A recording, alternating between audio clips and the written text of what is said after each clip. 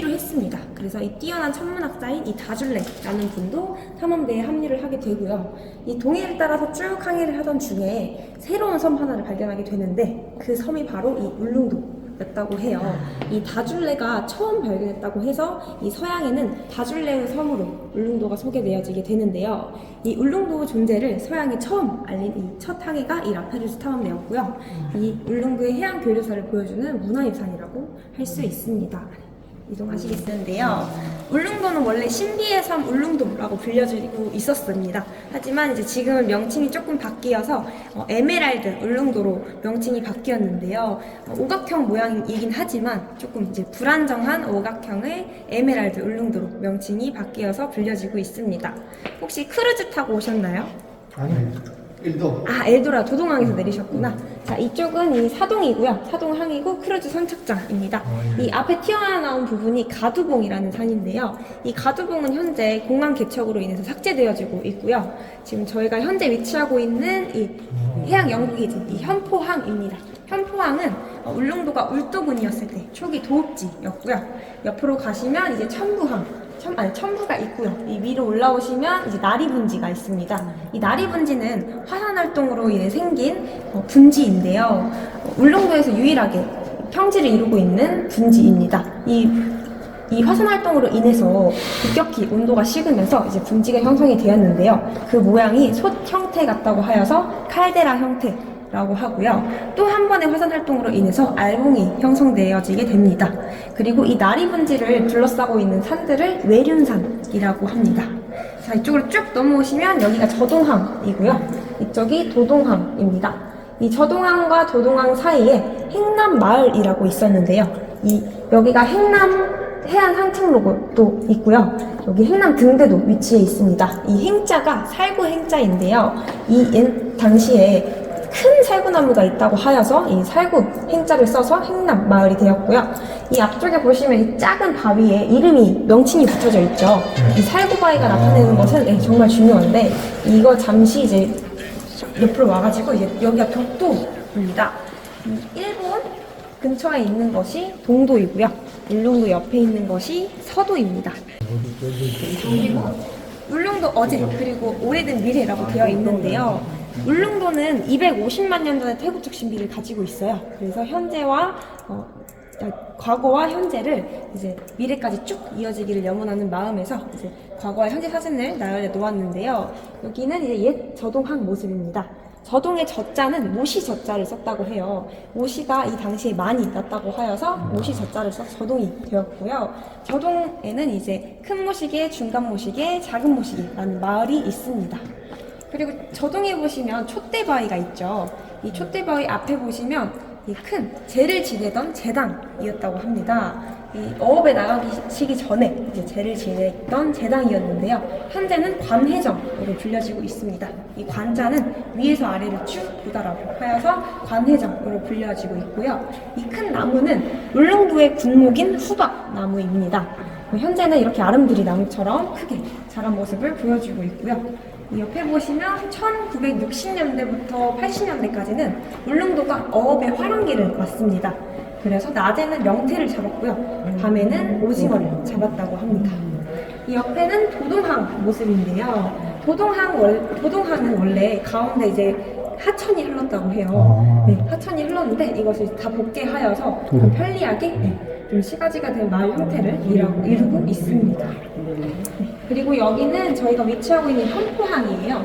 이 현포의 현자는 검을 현자를 써서 검을 현자를 썼다고 하는데 이 동이 틀 때나 이제 여명이 틀 때나 검은빛, 오묘하고 신비한 검은빛을 띄었다고 하여서 현포항이라는 이름이 이제 붙여지게 되었어요. 그리고 이제 앞바다에 보시면 검은 모래도 많았다고 하고요. 그리고 이제 밭도 많았는데 돌들이 되게 많이 섞여 있는 채마밭이 많았다고 합니다. 옆에 오시면 이제 자연재해에 대해 설명해 드릴 건데요. 태풍이 오게 돼요. 이 동해 쪽으로 태풍이 오면 이제 울릉도는 태풍의 시작인데요. 2020년도에 태풍 마이삭이 오게 됩니다. 파도 높이가 19.5m, 아파트로 치면 7층 높이의 파도가 오게 되는데요. 이 거대한 테트라포트 있죠. 50톤짜리인데요. 이 50톤짜리 테트라포트가 이 파도에 밀려올 만큼 거대한 파도가 태풍이 왔다고 해요. 그래서 이 터널 안까지 들어오게 되는데요. 이 테트라포트를 기념석으로 만들려고 했지만 그러기 위해서는 이 터널 안에 3분의 2 정도 되는 물을 채웠어야 됐다고 해요. 그래서 결국에는 그냥 파쇄해서 꺼내게 됩니다. 그리고 이제 해풍을 맞고 이제 건조되어지고 있는 오징어. 이 옆에는 나리분지인데요. 이 울릉도 자체가 강수량이 이제 겨울철에 가장 많은 것이 특징인데요. 나리분지는 많게는 2m에서 4m까지 눈이 온다고 합니다. 그리고 이 옆에는 이제 울릉도가 의료 그리고 교통 쪽에서 좀 많이 벗어나 있는 모습을 보여주고 있는데요. 그래서 울릉도 주민들은 날씨도 좋아야 아플 수 있다 라는 말을 할 정도로 이렇게 정말 뭐 심근경색이나 정말 크게 아플 경우에 헬기가 뜨게 되는데 날씨가 정말 안 좋으면 이 헬기조차도 못 뜬다고 합니다. 거대한 해저 산맥들이 이루어지고 있죠. 그 해저 산맥 또는 이제 해령이라고 하는데요. 이 해저산 이 해수면 위에 이 작은 정상부가 저희가 볼 수 있는 울릉도와 독도입니다. 이 독도는 총 면적을 합친 면적이 축구장 한 26개 합친 면적이라고 해요. 이 독도 밑에 해수면 밑에 면적은 이 독도 면적의 360배 그리고 맨 밑에 면적은 독도 면적의 3,500배에 해당하는 면적을 독도가 가지고 있다고 합니다. 자, 그리고 이사부, 심흥택, 안용복, 해산이 이렇게 쭉 이어져 있는데요. 이 이사부는 울릉도를 신라 영토로 편입시킨 장군이고요. 이 안용복은 이제 울릉도를 지키기 위해서 이제 일본에 2차례 가게 됩니다. 그래서 울릉도가 조선의 땅임을 이제 받아내는 확인서를 받아내서 이제 울릉도를 지키셨고요. 이 심흥택은 1900년대에 울릉도가 울도군이었을 때 군수님이셨습니다. 이 심흥택 군수님이 독도의 명칭을 대한제국 공식 문서상에 최초로 올리신 분이시고요. 이 독도가 원래는 돌섬이었다고 해요. 돌섬으로 불려지게 되었는데 이 돌자가 전라도 사투리로 독자로 쓰였다고 합니다. 그래서 독섬이라고 불려지게 된 것을 고려하여서 이 심흥택 군수님이 한자를 어떻게 표기할까 하다가 홀로도 섬도자를 써서 지금의 독도 명칭을 쓰여지게 되었습니다. 독도만이 이제 가지고 있는 거대한 해중림을 가지고 있는 이 거대한 군락지를 형성하고 있다고 해요. 이 거대한 감태와 대왕의 군락지는 울릉도와 독도밖에 없다고 합니다. 이 감태는 일자로 자라나는 것이 특징이고요. 이 대왕도 일자로 자라나다가 2년쯤이 되면 이 Y자 형태로 벌어지게 되는데요. 그리고 이제 스크류처럼 꼬이면서 자라는 게 특징이라고 합니다. 특히나 이 대왕은 영양력이 풍부하여가지고 아이오딘과 칼륨도 풍부하다고 하는데요. 연구 결과 암을 치료하고 병을 조금 이제 치료할 수 있는 물질이 개발됐다고 하여서 계속해서 연구되어지고 있고요. 그리고 울릉도 특리 중에 하나입니다. 네, 이쪽으로 오시면 이 위쪽을 보시면 직신인데요. 울릉도는 벼농사가 되기는 됐습니다. 네, 하지만 물빠짐이 너무 심해서 주로 밭농사를 지었다고 하는데요. 밭농사로 홍감자, 옥수수 이 작물을 얻었고요. 이 옥수수를 다 먹고 남은 껍질로 이 옥수수 신발을 만들어서 신으셨다고 해요. 네, 이 신발이 지금 울릉도 사동에 네, 형태가 좀 쪼리같이 생겼죠. 네, 아마 뭐 일본 이렇게 뭐 영향을 받아서 뭐 그런 모양이 변질됐다고는 하는데요. 이 사동에 계시는 어르신이 직접 60년 만에 재현해낸 옥수수 신발이라고 합니다. 그리고 밑에 보시면 이 오징어잡이 이제 낚시 도구들인데요. 울릉도 이제 개척민들과 토착민들이 공존해 사셨는데 처음부터 어업에 종사하셨던 건 아니라고 해요. 이렇게 농사를 지으시다가 일본 분들한테 이제 어업을 배우면서 이렇게 하나하나 발전되어 가고 있는 오징어잡이 이제 낚시 도구들이고요. 자, 옆에 보시면 여기는 수경입니다. 자, 이 다슬기 잡을 때 쓰는 수경처럼 생겼는데요. 이 수경 또는 창경이라고도 하고요. 이 높이가 높은 이유는 강고배, 이 강고배 밖에 전시되어 있는 그 강고배 높이에 맞게 제작이 되었다고 해요. 이 위에를 입으로 물고 목을 대고 이마를 대서 이렇게 밑을 보면서 이 긴 나트로 돌미역을 채취했다고 합니다. 출신의 해녀는 없다고 해요. 하지만 해남은 있었습니다. 해남? 네. 이 해남이 이 헬멧을 쓰고요. 이 뒤에 있는 긴 호스로 이제 산소를 주입해서 이제 물속에 들어가게 되는데 산소를 주입하게 되면 몸이 뜨겠죠. 그래서 좀 몸을 무겁게 하기 위해서 납신과 납을 착용해서 몸을 가라앉혔다고 합니다. 이제 배 안에 있는 장비들이고요. 이 선해창은 차의 그 와이퍼처럼 그런 역할을 한다고 해요. 자, 그리고 여기 보면 울릉도 하면 오징어 가장 유명하죠.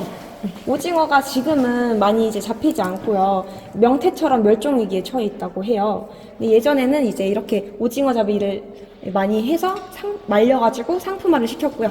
그 안에 있는 부속물들로 이제 먹고 살아야 했는데 어떤 요리를 해서 먹을까 하다 이제 그 나온 게 이제 내장탕과 누런창 찌개라고 합니다.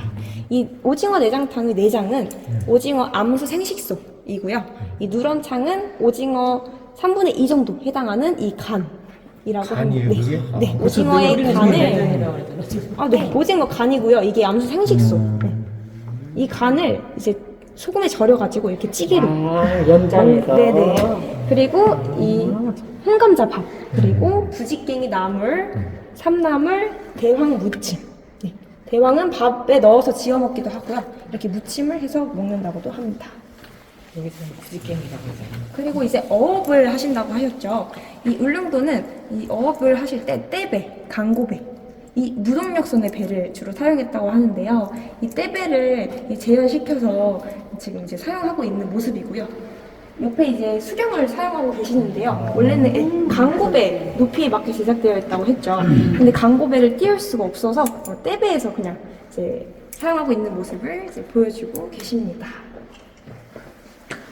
들어오시면 12월, 1월, 2월이 되면 이 바닷속 밑에 있는 고열량 영양염들이 이렇게 위로 올라오면서 이제 파도 치면서 이제 돌에 이렇게 맞게 되는데요. 그 영양염들을 이 김들이 다 먹어서 되게 이제 건강하게 자라나게 됩니다. 그래서 긴잎 돌김이 이제 12월, 1월, 2월에 많이 채취가 되는데요.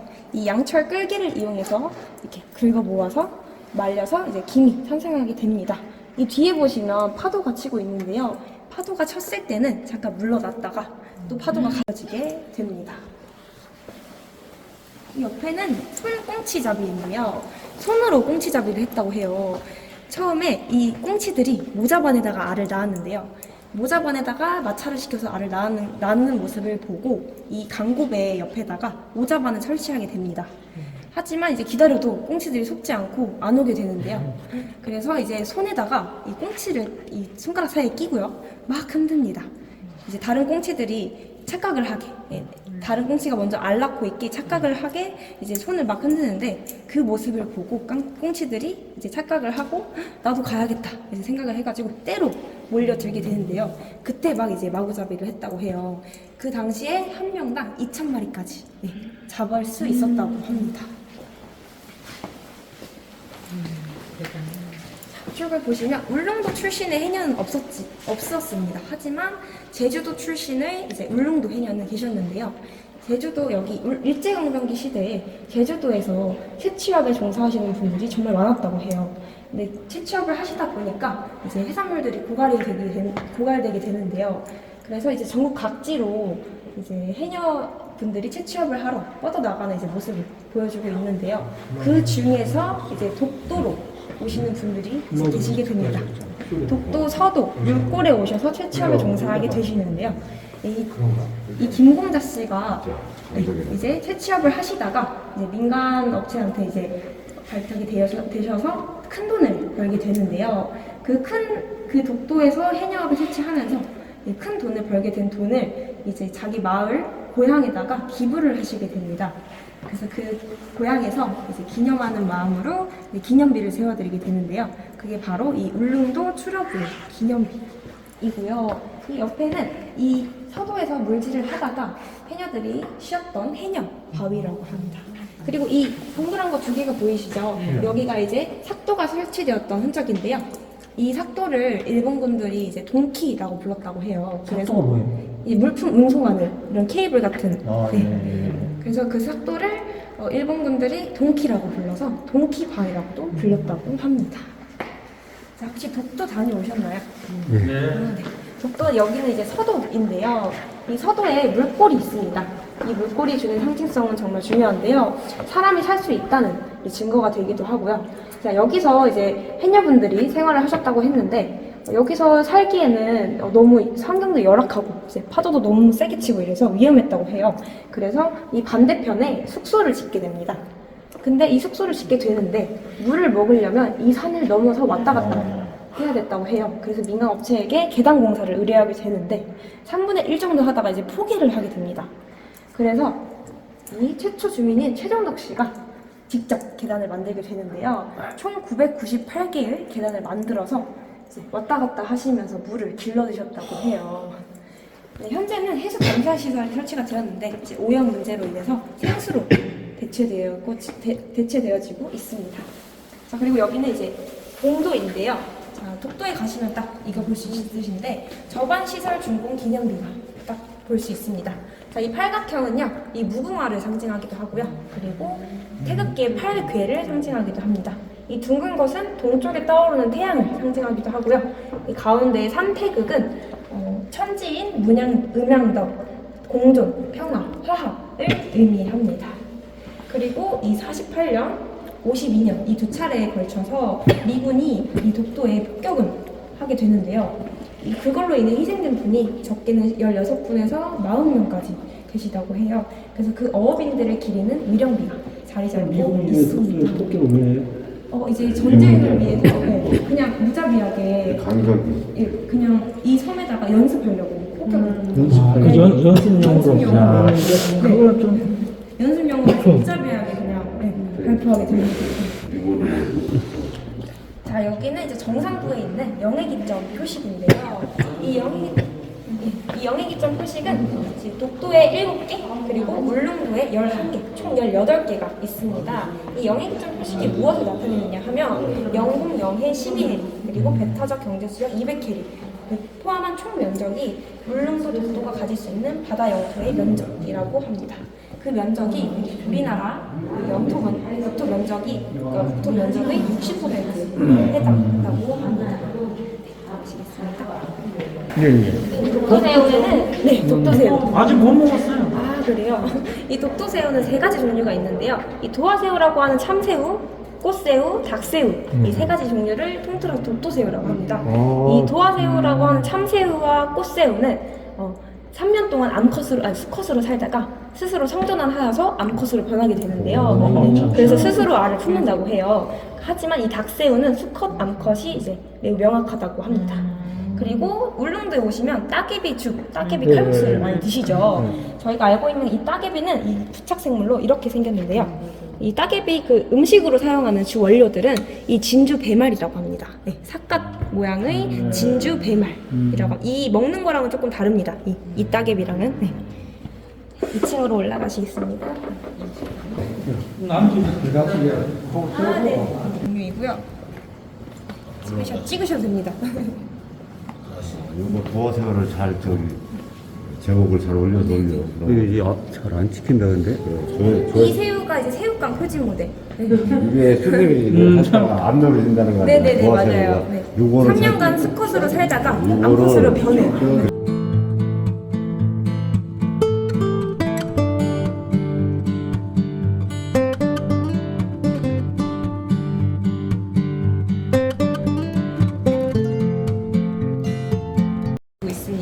강할강, 날렵할 치자를 써서 강치라고 하는데요. 이 친구의 이름은 가지요, 가재라고도 옛날에 많이 불려졌다고 해요. 이 독도가 정조실록에 보면 가지도라고 표기가 되어 있는데요.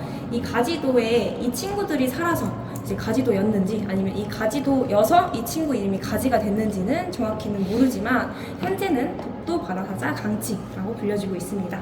1900년대부터 이제 일본군들이 본격적으로 강치 잡이를 시작하게 되는데요. 무려 1904년도 한 해에만 5,000마리를 대량 학살을 했다고 합니다. 이 강치 기름이 일본의 비싼 한약재로 쓰여졌다고 해요. 네, 이 한 마리당 나오는 기름이 소 10마리에서 15마리의 값을 했다고 해요. 그래서 이제 이 기름은 한약재로 쓰여지고요. 그리고 수염은 특수한 솔로 사용되기 위해서 다 뽑혀지고요. 이 가죽은 공예품으로 쓰여지기 위해서 다 벗겨집니다. 그리고 이 뼈와 살은 갈아서 비료로 쓰기 위해 가져가고요. 근데 한 5,000마리나 되는 양을 다 가져갈 수는 없었겠죠. 그래서 이 나머지는 다 바다에 버려지게 되는데요. 그 핏빛과 그 피 비린내가 울릉도까지 전해질 만큼 정말 잔인했다고 합니다. 그래서 1970년대에 2마리를 마지막으로 향후 20년 동안 한 마리도 발견되지 않아서 최종 절 멸종 동물로 이제 분류가 되어지게 됩니다.